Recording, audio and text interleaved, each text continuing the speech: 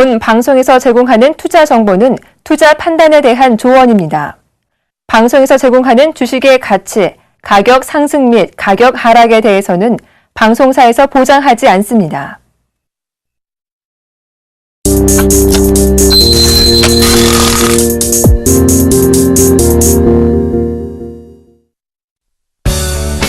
자꾸 빠지는 수익률에 주식 투자가 힘드세요? 이제 힘든 주식 투자는 그만. 차트 속 마디를 알면 누구나 가능한 쉽고 정확한 주식 투자. 마디매매 창시자 정재욱 멘토와 함께라면 당신의 수익률도 달라질 수 있습니다.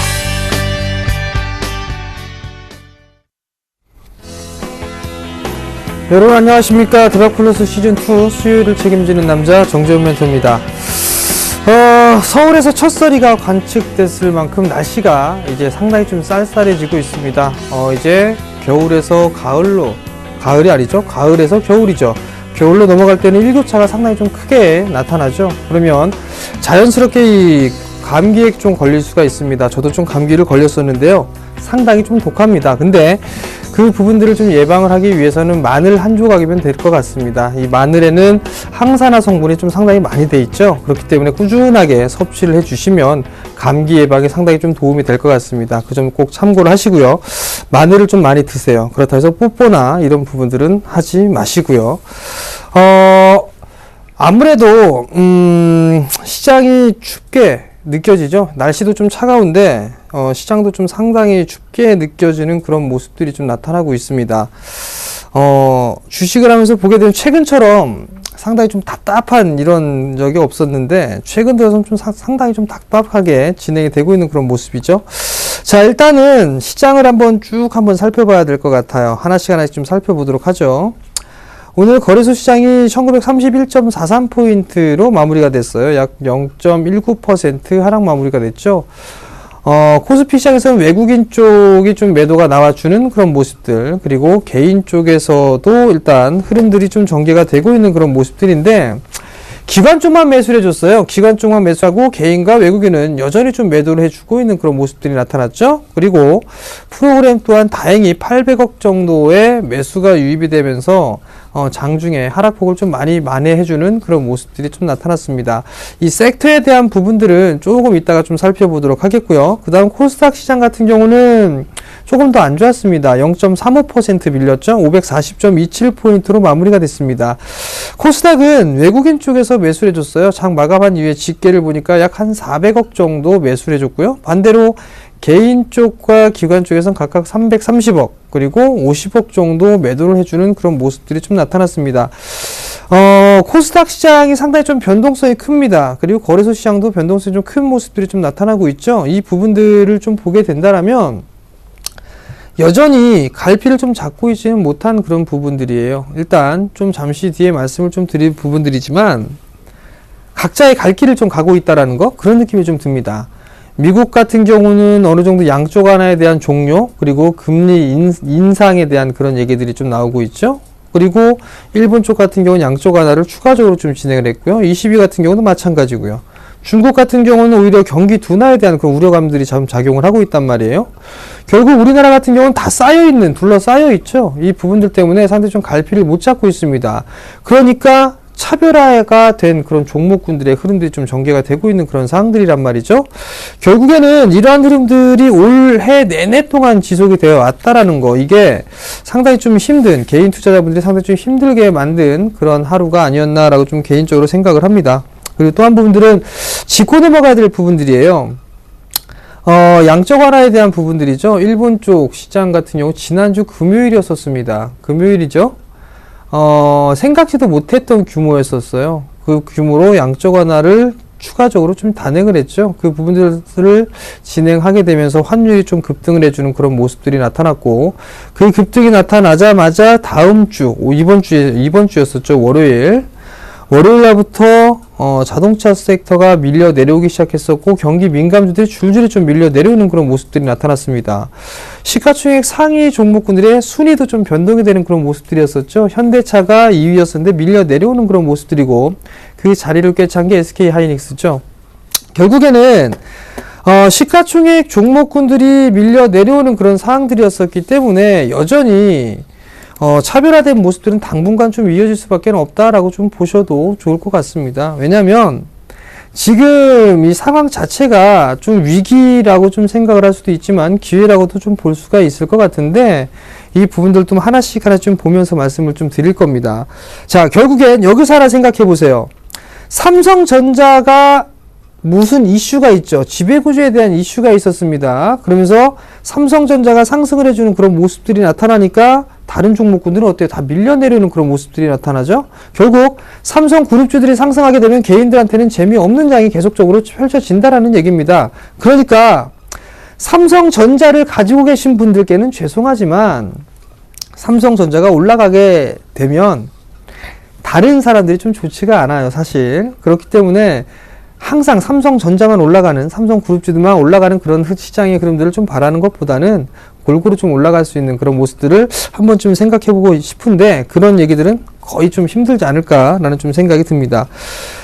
결국 오늘 기관 쪽에 좀 선방을 해줬어요. 선방을 좀 해줬는데, 많이 빠져내려온 종목군들 같은 경우는 오히려 더 낙폭을 키워내게끔 만들었습니다. 기관 같은 경우는 오히려 빠지고 있는 종목군들 같은 경우는 손절을 하고 난 이후에 다른 종목군들을 사죠. 최근에서는 삼성전자를 갖다 팝니다. 그러면서 다른 종목군들을 사고 있어요. 근데 그 물량을 좀 받아내는 거는 외국인 쪽에서 다 받아내고 있습니다. 결국 외국인들 같은 경우는 중장기, 즉 장기적인 포지션을 취하는 거고 기관들 같은 경우는 자금력이 좀 딸리기 때문에 단기적인 그런 성향이 좀 짙다라고 보셔도 좋을 것 같거든요. 그럼 그 부분들을 아주 적절하게 이용을 하게 된다라면 개인 투자자분들도 나름 좋은 성과가 나타날 것이다 라고 좀 먼저 말씀을 좀 드릴게요. 잠깐 좀 차트를 보시면서 좀 말씀을 드릴게요. 지수를 안 볼 수가 없을 것 같아요. 지수를 보게 되면 오늘 조금 밀려 내려왔어요. 그죠? 오늘 좀 밀려 내려왔는데 1931포인트대에 마무리가 좀 됐단 말이에요. 근데 완만한 상승을 좀 말씀을 드렸을 거예요. 완만한 상승이죠. V자 반등이 아니라 완만한 상승을 좀 말씀을 드렸는데 아직까지 이게 좀 반등은 더 나오지 않을까 저는 개인적으로 좀 그렇게 생각하고 있는데 하락이 시작된 시점부터의 절반 되돌림이란 말이에요. 그러면 요 자리대인데 이 자리대 거의 뭐 1980 정도? 70 후반에서 80 정도 요 정도란 말이에요. 이 정도를 한 번쯤은 움직이지 않을까라는 좀 생각을 하고 있습니다. 저는 개인적으로나 아니면 주식을 하는 투자자분들 같은 경우는 빠지는 쪽보다 그래도 반등이 좀 나와 줄 수 있는 그런 모습을 보이는 게 훨씬 더 좋을 것이다 라고 좀 생각이 들거든요. 추가적으로 올라가게 된다라면 1980포인트대 정도까지는 상승을 해주는 모습들이 나타날 건데 이제 반대로 여기서부터 이제 밀려 내려오는 흐름들이 나오게 된다라면 저 전저점 테스트를 다시 한번 할 겁니다. 근데 저 전저점을 이탈하는 흐름들이 나오게 되면 누누이 좀 말씀을 드렸던 것처럼 이미 리스크 관리를 못한 그런 종목군들 같은 경우 저 저점이 깨진다고 해서 부랴부랴 매도할 이유는 없습니다. 저기가 보게 되면 다섯 번째 파동이 시작이 된다라고 좀 보셔도 좋을 것 같은데 대충 보게 되면 하나로 빠졌고 반등이 나왔고요. 3, 4, 5로 빠진다라고 보시면 돼요. 그럼 여기에서 이중바닥을 만들고 가느냐 아니면 한 마디 빠져가지고 이렇게 역헤드앤 숄더를 만드느냐 이 부분들이 좀 차이일 것 같은데 이거는 좀 지나봐야 될 것 같습니다. 결국에는 삼성전자에 좀 달려 있습니다. 지금 제가 고민하는 부분들 걱정하는 부분들이 뭐냐면 지금 올라갈 만한 이슈가 아무것도 없습니다.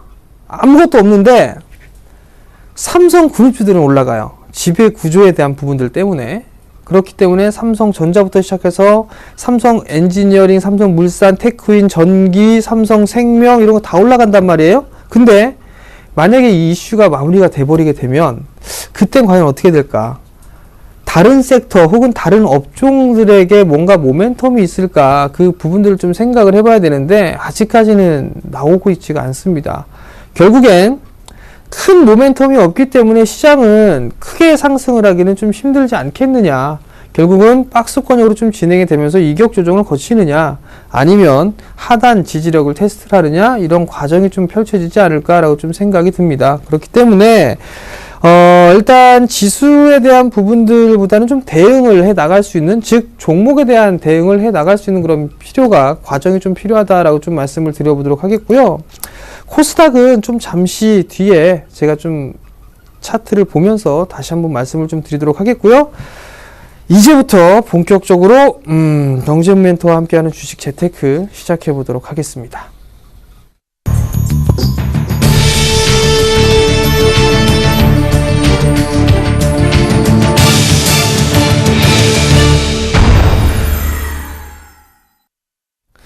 자, 정재훈 멘토와 함께하는 주식 재테크 시간이에요. 일단은 오늘 시황을 좀 봤으니까 지난주에 어떠한 모습들이 어떠한 얘기들을 했는가 그 부분들을 한 번쯤은 좀 살펴봐야 되겠죠? 자, 화면을 하나씩 보면서 말씀을 좀 드려보도록 할게요. PPT 자료 화면을 좀 보시게 되면 어떠한 모습들이 있냐면 낙폭과대 이 얘기를 좀 아마도 해드렸을 거예요. 지금 보시게 되면 낙폭과대 이게 지금 무슨 얘기냐면 자, 지난주 방송이 나가고 난 이후에 어떠한 부분들이 있었냐면 낙폭과대로 좀 진행이 됐었어요. 낙폭과대 종목군들 경기 민감주들이 막 상승을 했었죠. 그리고 난 다음에 이어져 있던 게 삼성 지배구조에 대한 이슈가 불거지면 삼성 그룹주들이 상승을 해주는 그런 모습들이 나타났어요. 결국엔 그 이후에 또 나왔던 부분들은 종목별 차별화가 좀 진행을 해주는 그런 모습들이 좀 전개가 됐다라고 좀 보셔도 좋을 것 같거든요. 이게 화면이 좀 바뀌었어요. 생방송의 묘미입니다. 이게 어쩔 수가 없어요. 자, 이어서 할게요. 그 다음에는 차별화가 진행이 됐다라는 얘기예요. 결국 낙폭과대가 올라왔다라고 하면 단기적인 이슈입니다라는 분들 상당히 좀 말씀을 많이 드렸을 거예요. 여기에다가 이제 삼성 지배구조에 대한 이슈, 차별화. 올라가는 애들, 실적이 좋은 애들은 올라갈 수밖에 없는 그런 사항들이에요. 그 사항들이 전개가 되다 보니까 꾸준하게 지금 올라갈 수 있는 종목군들은 올라가고 있는 그런 모습들이거든요. 그리고 다음 부분을 보게 되면 이제 추가적인 양적 완화 이 얘기가 좀 나왔었어요. 이 부분들 때문에 우리나라 종목군들이 좀 상당히 큰 폭으로 좀 밀려 내려왔었죠. 그러면 이게 어느 정도 시장에 대해서는 파급력을 좀 보였다라고 보셔야 될 것 같아요. 이로 따라서 N달러도 급등을 해주는 그런 모습들이 나왔고요. 원달러도 급등을 했었습니다. 근데 같이 움직이는데 뭐가 문제가 되느냐라고 좀 생각을 하시는 분들이 많을 거예요. 근데 보게 되면 단순하게 좀 생각을 하시면 돼요. 우리나라 환율보다 일본 환율이 더 2배 이상 더 빨리 올라간다라는 그 부분들 때문에 우리나라엔 리스크로 좀 작용을 한다라고 좀 보셔도 좋을 것 같습니다. 이런 여러 가지 부분들로 인해서 시장은 좀 안 좋았었고 마지막에 기름을 퍼부었던 거는 내수 섹터에 대한 차익 매물이 좀 출회가 되고 있다는 얘기죠. 금일 같은 경우 좀 많이 밀렸습니다. 그건 차트를 좀 보면서 말씀을 드릴 거예요.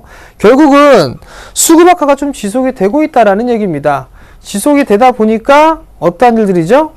올라가는 애들만 올라가고 빠지고 있는 애들은 더 때리니까 기관 애들이 더 때리고 나서 올라가는 애들 또 따라가니까 단기로 매매를 하니까 변동성은 좀 커질 수밖에 없고 올라가는 애들만 올라가니까 차별화가 될 수밖에 없는 그런 상황들입니다.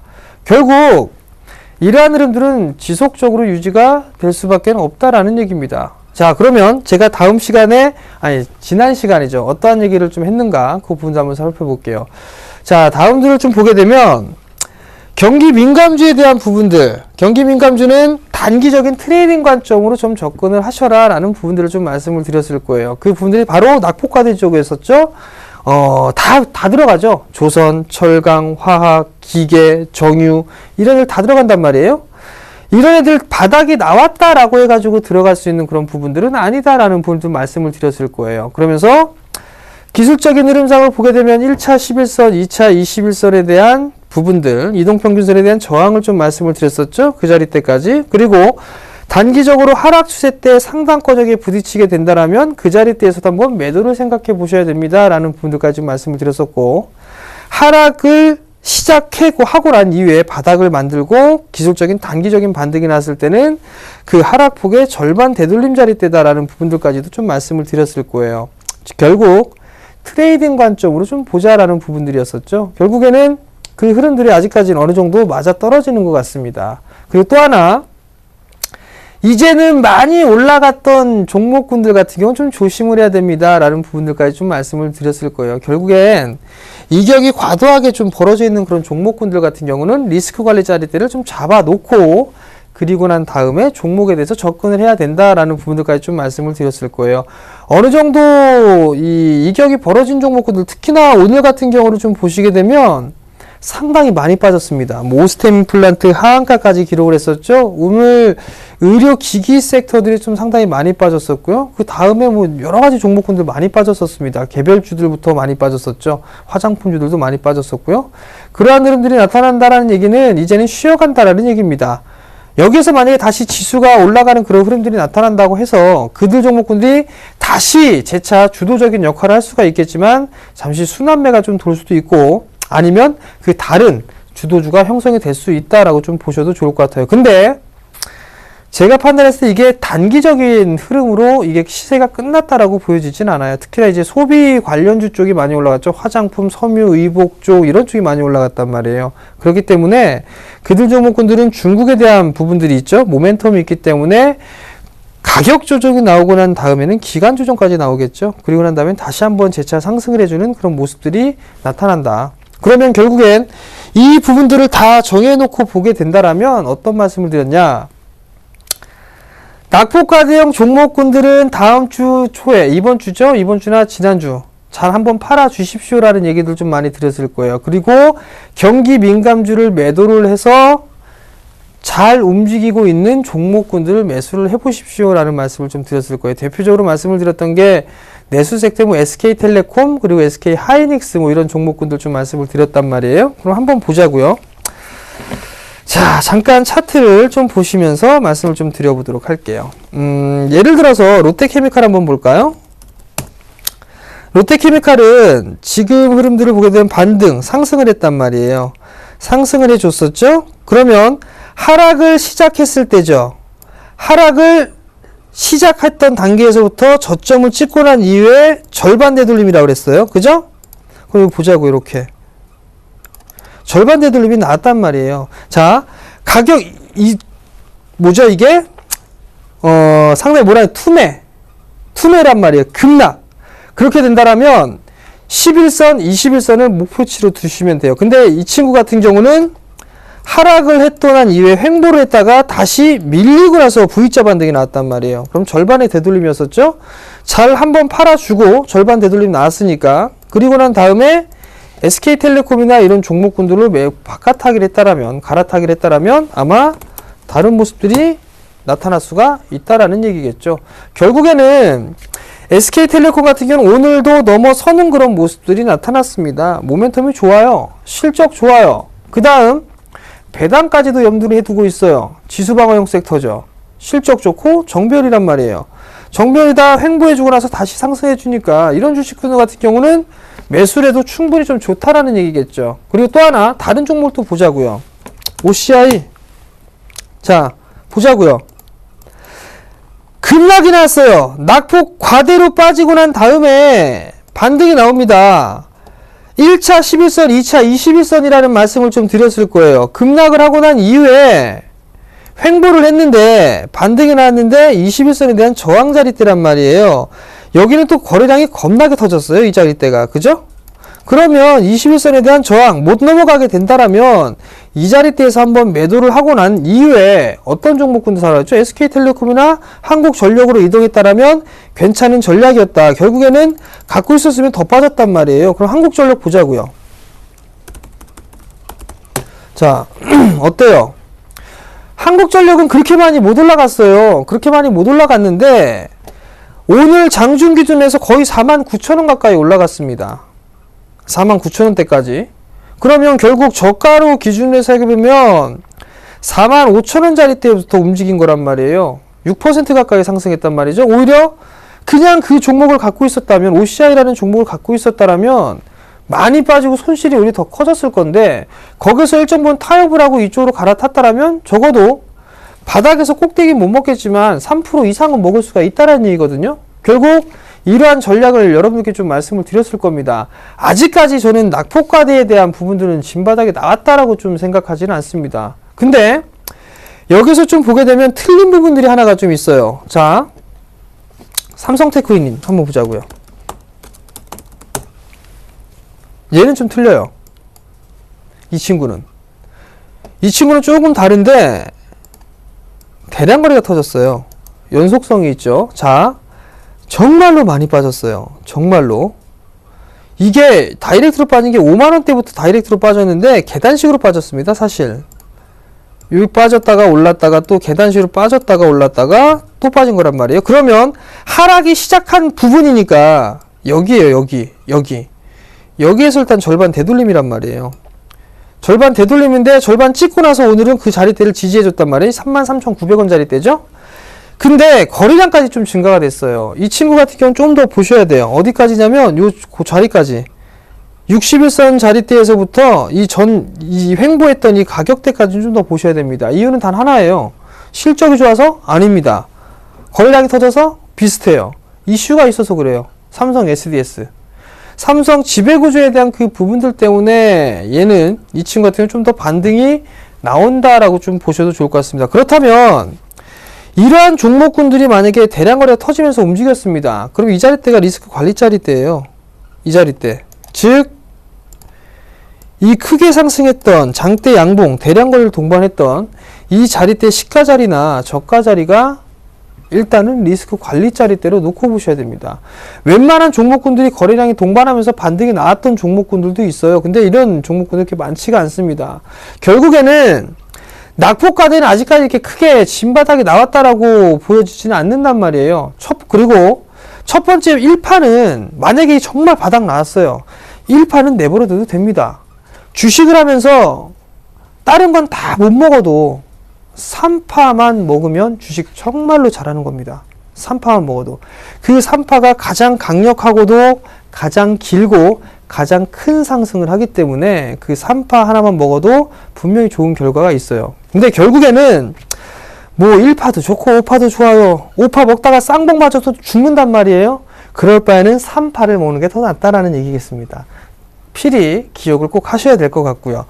자, 그러면 이러한 부분들로 있기 때문에 결국 매수 쪽이 좀 더 유리하다라는 얘기입니다. 그리고 난 이후에 제가 매매를 하거나 아니면 종목을 고르기 힘들다라는 부분을 좀 말씀을 좀 드렸을 거란 말이에요. 자, 그러면 지난주 수요일날 조건 검색이나 이런 것들 얘기해 주면서 종목에 선정하는 방법 이런 것 좀 말씀을 드렸을 거예요. 단순하게 했었어요. 그때 되게. 그죠?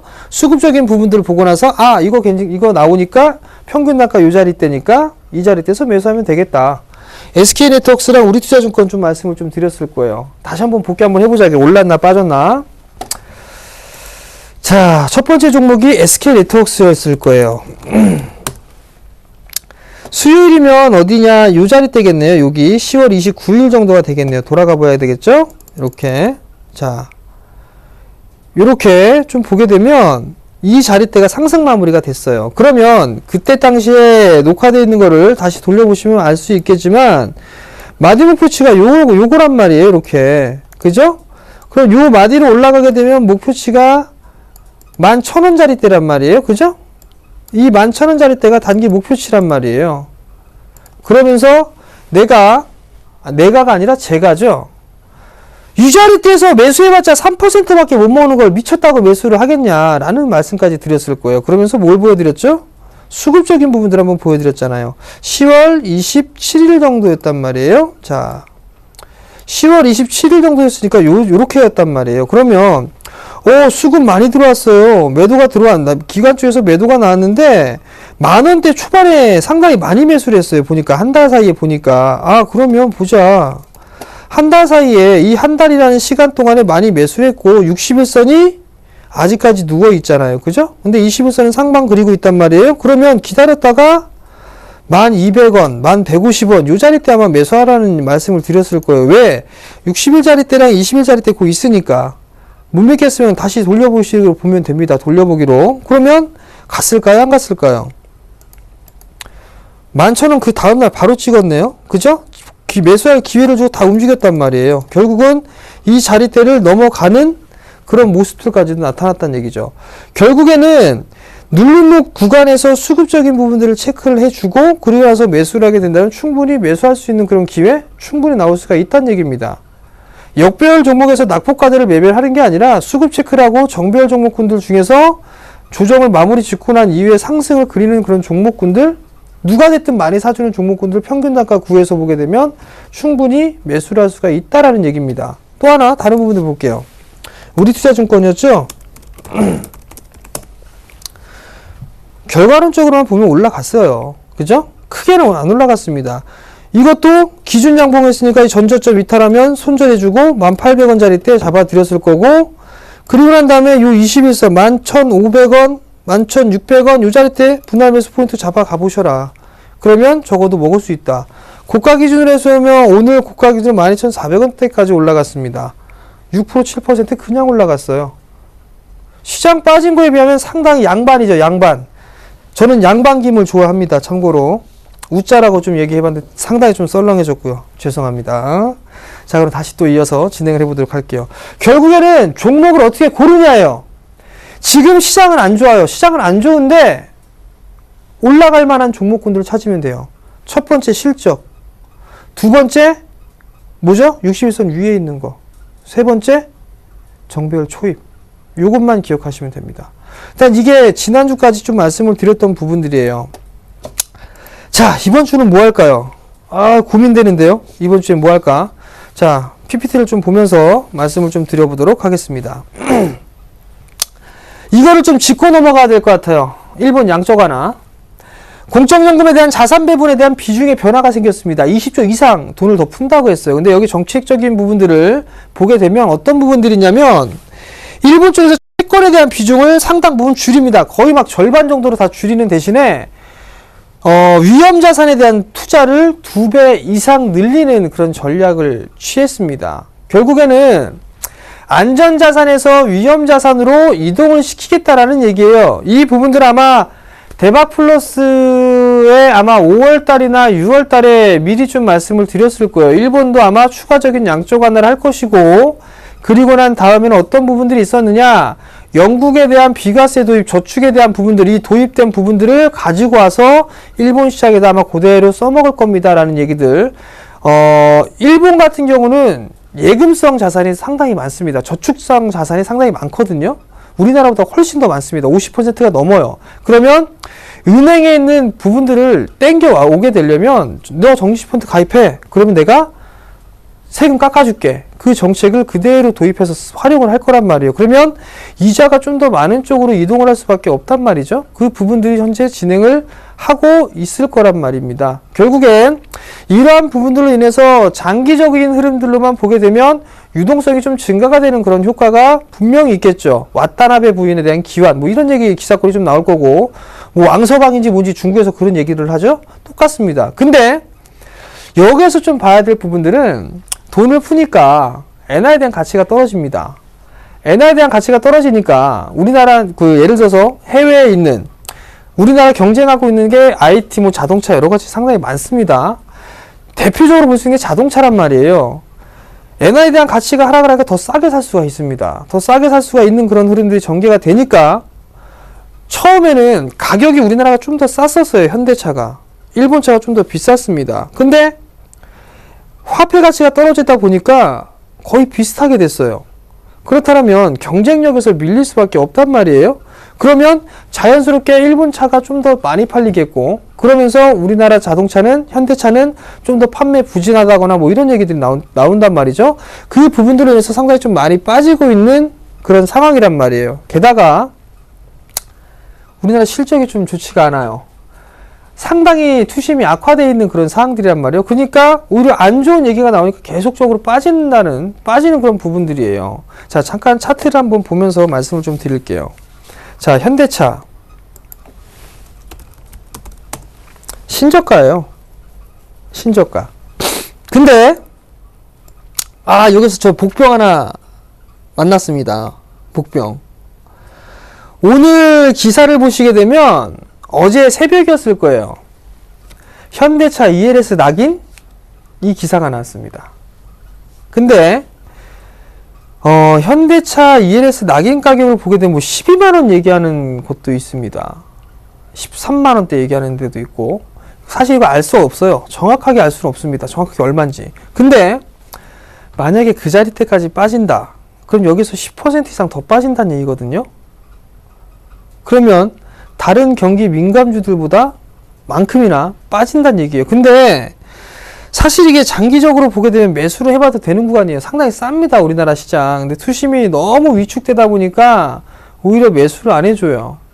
이게 더 안 좋은 부분들이고, 특히나 기관애들이 더 갖다 팝니다. 이거 아마 기관애들 많이 팔았을걸요? 잠깐 수급 한번 볼게요.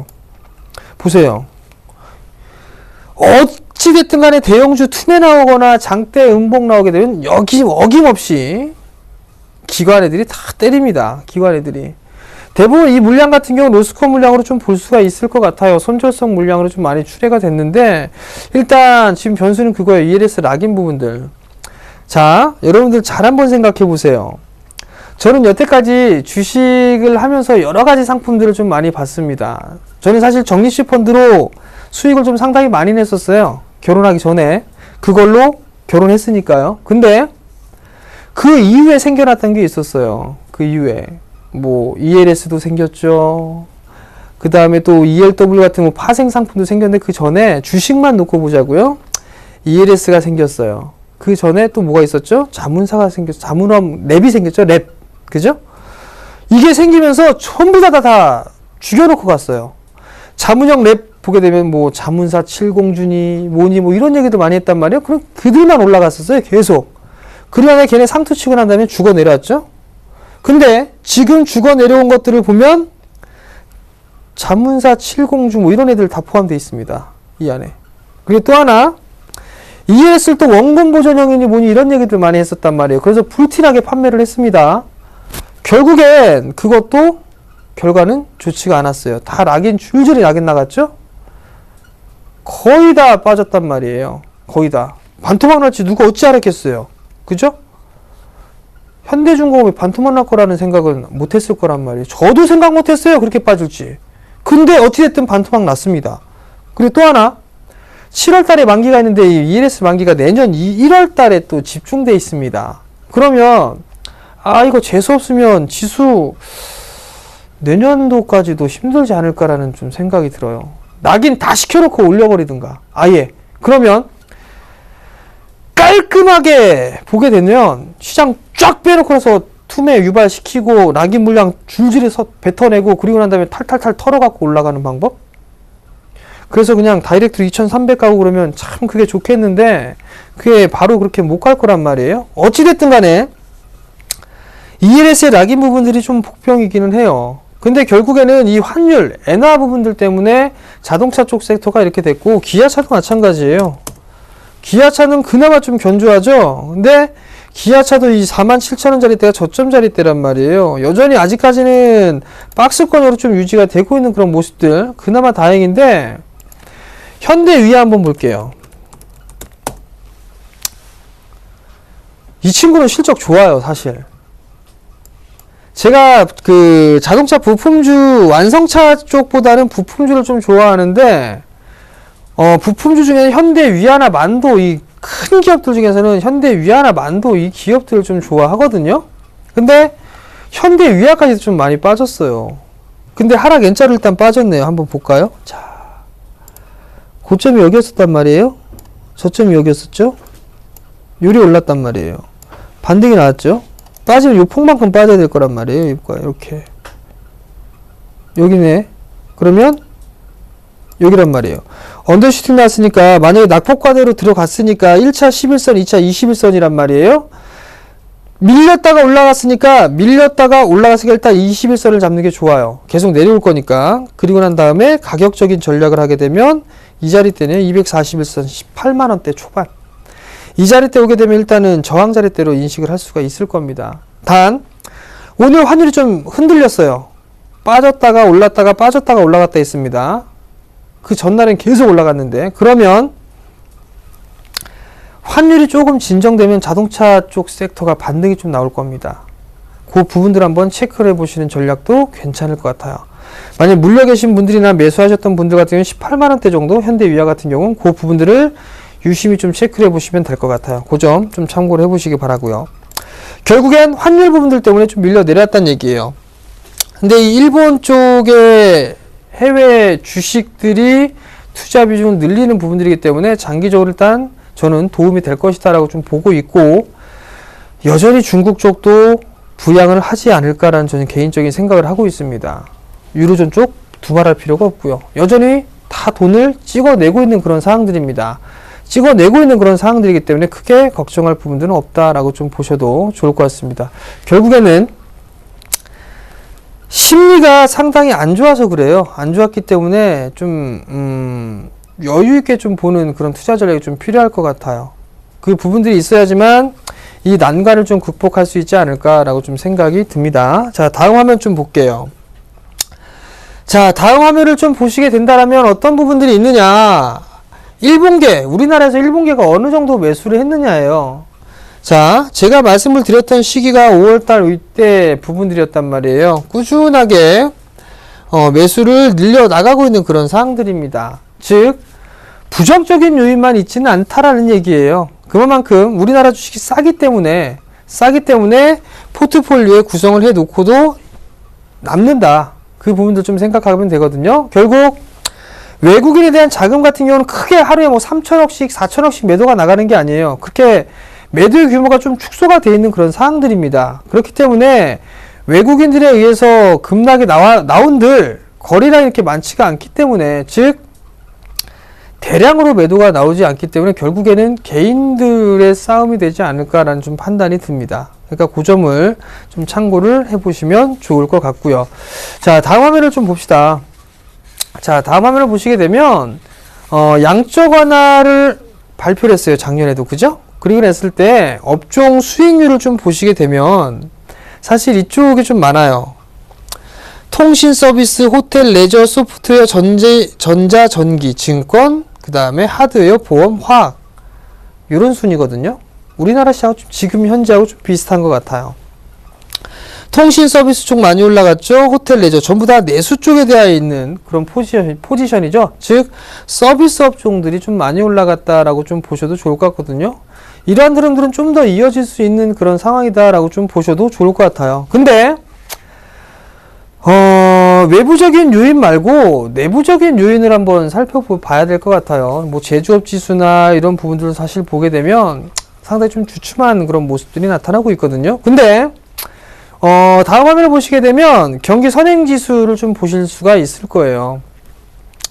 한국 경기 선행 지수를 좀 보시게 되면 올해 이제 바닥을 치고서 이제 돌아설 것으로 좀 예상을 해 놓고 있는 그런 상황들이거든요. 여전히 우리나라도 양적 완화에 대한 부분들, 경기 부양에 대한 경기 부양책을 좀 쓰고 있는 그런 상황들이죠. 근데 아직까지는 가시적으로 효과가 나오진 않습니다. 일본이 아마 양적 완화 돈을 더 추가적으로 찍어냈기 때문에 우리나라도 한 번 더 금리 인하를 하지 않을까라는 그런 기대감들도 있어요. 그러면 그로 인해서 우리나라 산업 경기들이 돌아서는 그런 모습들이 나타나지 않겠느냐라고 좀 예상들을 하고 있고, 외국계 리포트를 좀 보더라도 최근에 했던 최경환노믹스라고 하죠. 양적 완화에 대한 부분들, 그리고 금리 인하에 대한 부분들 때문에 아무래도 시장에 대해서는 그 부분들이 효과가 발휘가 되고 있고 될 것이다 라고 좀 예상들을 하고 있는 그런 상황이거든요. 그렇기 때문에 그렇게 부정적인 그런 부분들은 아닙니다. 그럼 마지막 이제 경기 민감주는 아직까지는 아닙니다 라는 말씀을 제가 드리고 있습니다. 계속 올해 초부터 계속적으로 경기 민감주는 좀 힘듭니다 라는 말씀을 좀 드렸는데, 여러 가지 좀 요인이 있는 것 같습니다. 첫 번째는 낙폭과대로 빠진 게 아니라 지수는 갇혀있는 상황들 속에서 차별화가 나오면서 그 종목군들은 밀려 내려왔단 말이에요. 낙폭과대가 아니란 말이에요. 낙폭과대가 아닌 그런 상황들로 지속이 되고 계속 밀렸었고, 그 부분들을 살펴보게 되면 실적이 좋지가 않았어요. 그 부분 때문에 얘기를 안 하게 됐던 거고요. 마지막 화면 한번 볼게요.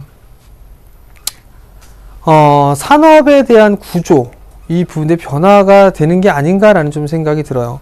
밑에 하단이 좀 잘려 있는데요. 이쪽 부분들이죠. 이 부분들은 한국이에요. 그리고 옆에는 일본이고요. 그리고 이 부분들은 미국입니다.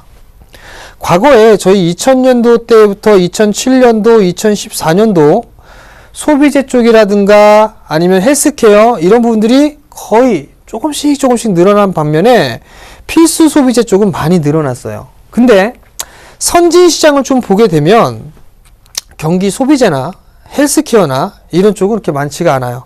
오히려 비중을 차지하는 게 필수 소비재 쪽 많이 늘어나고 있단 말이에요. 우리나라가 일본을 좀 많이 따라갔었단 말이에요. 중국이 우리나라를 따라오죠. 결국엔 필수 소비재 쪽에 확대가 되지 않겠느냐라는 생각이 듭니다.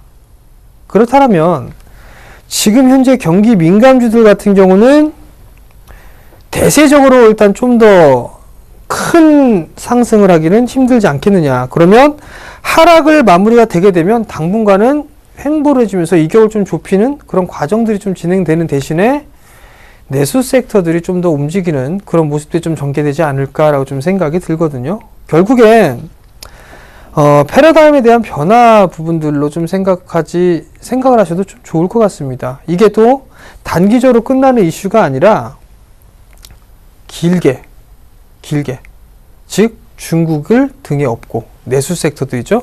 이거 한번 생각해 보세요. 시가총액 1위 삼성전자입니다.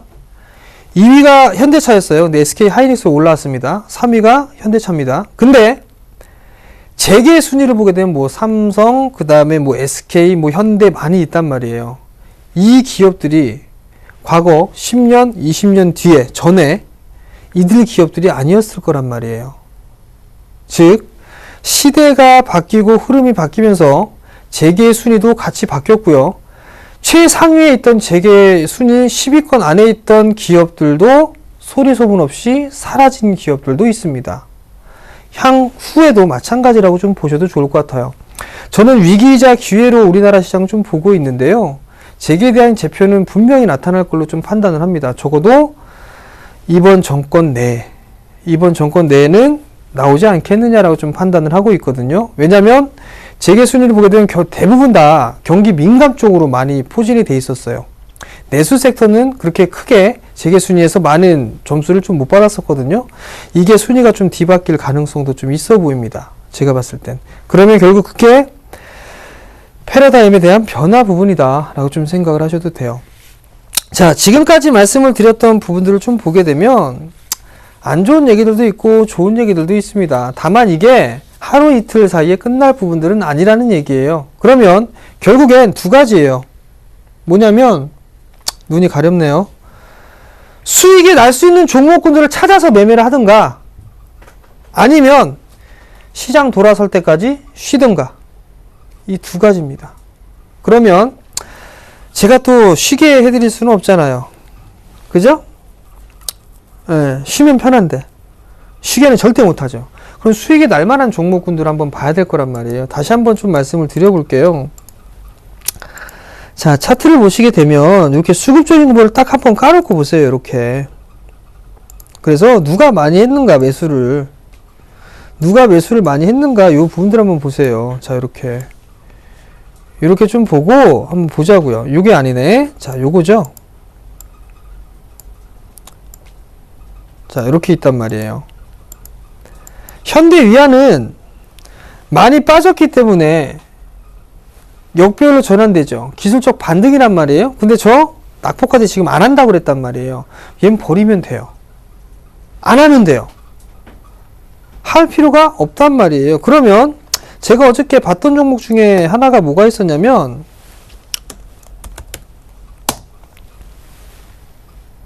KTH가 있어요. 자, 한번 잘 생각해 보세요. 최근에 보면 한전 KPS가 신고가예요. 그죠? 한전 기술이 눌림목 이후에 다시 재차 상승하려고 그래요. 한전 산업이 신고가예요. 이 한전 트리오 셋이서. 근데 KT 애들을 보니까 KT 애들도 움직이는 그런 모습들이 좀 나타납니다. 그 중에 KTH 같은 경우를 보게 되면 누군가가 많이 매수를 해줘요. 누군가가. 최근에 기관 쪽에서 매수 들어왔죠. 그죠? 11월 3일, 11월 달부터 매수가 들어왔단 말이에요. 그리고 나서 6만 주 들어오고 700주 꼴랑 700 들어왔네요. 그러면 대충 보니까 이날 기준가가 8,070원이었으니까 8,070원에 8,260원 8,500원 정도 하게 되면 나누기 2 하게 되면 약 한 8,300원 정도가 되겠네요. 그 자리 때 보시면 됩니다. 그 자리 때 8,300원 이하권역으로 매수를 해보시면 되지 않을까 싶어요. 이게 평균 단가니까 나누기 2 해서. 그리고 두 번째, 수급이 괜찮게 되면은 뭘 보라 그랬어요? 실적 봐야 되잖아요. 그죠? 얘 실적 나오나? 실적 나온단 말이에요. 완연한 턴어라운드입니다. 이 기업은 작년이 턴어라운드의 원년이에요. 그리고 올해 3분기 실적이 나왔는데 3분기 실적까지 76억, 3분기에 작년 이익을 넘어섰네요. 4분기도 좀 괜찮을 걸로 예상을 합니다. 그럼 실적 나오네. 통과. 기술적 분석 뭐 보라고 했죠? 안 될 것 같으면 정비율 초입 봐라. 정비율 초입. 그죠? 보면 하락추세 때 넘어갔어요. 61선과 121선 둘어 넣어 있고 241선 좀 위에 있는 그런 상황이지만 241선 위에 있고 전고점 넘어가고 그렇기 때문에 정배열 초입 구간인데 움직이게 되면 이렇게 움직일 수 있더라. 그죠? 요 마디를 가게 된다라면 적어도 9,000원 앞자리 숫자는 좀 바뀔 수 있지 않을까. 기본적으로. 그렇게 보면 된다라는 얘기입니다. 결국엔 정배열 초입에 실적이 나오고 수급이 좋고 이런 종목군들만 압축해서 매매하시면 돼요. 내동 매매하지 마세요. 이거 한 종목 매수가 안 주잖아요? 그럼 이렇게 똑같이 다른 종목 찾으면 돼요. 다른 종목 찾아서 그 가격 안 오면 사지 마세요. 난 도저히 못 참겠어요. 그러면 조금씩 분할로 세밀하게 사세요. 그러면 괜찮은 결과 분명히 있습니다. 어느 시즌 매매 방법 중에 제일 쉬운 게 바로 이거예요. 제일 쉬운 게. 누구나 써먹을 수 있고 누구나 할 수 있는 겁니다. 제일 쉬운 방법. 그러니까 이 방법을 한번 해보고 KTH 이 종목을 가지고요. 한 번쯤은 고민을 해보시기 바랍니다. 자, 제가 강연에 있습니다. 라고 말씀을 드리고 싶은데요. 예병근 멘토께서 이번 주 토요일 날 부산에 내려간다고 합니다. 이렇게 손 들고 있는데 이번 주 토요일이에요. 8일 날 오후 2시에 진행을 합니다. 장소는요. 국민연금 부산회관 16층입니다. 한국금융투자협회네요. 부산 지하철 1호선을 타셔가지고요. 시청역에서 내리시면 될 것 같습니다. 참가비는 무료고요. 문의는 1577-7451번으로 문의를 하시면 되는데요. 이 한국금융투자협회에서 초청을 좀 받아서 진행을 한다고 합니다. 그만큼 서울경제에서 많이 본다라고 좀 보셔도 좋을 것 같거든요. 그러니까 많이들 좀 참여를 해주시고요. 자료도 좀 많이 준비하는 것 같더라고요. 제 옆에서 보니까 맨날 밤새고 있어요. 그러니까 자료 많이 준비하는 것 같습니다.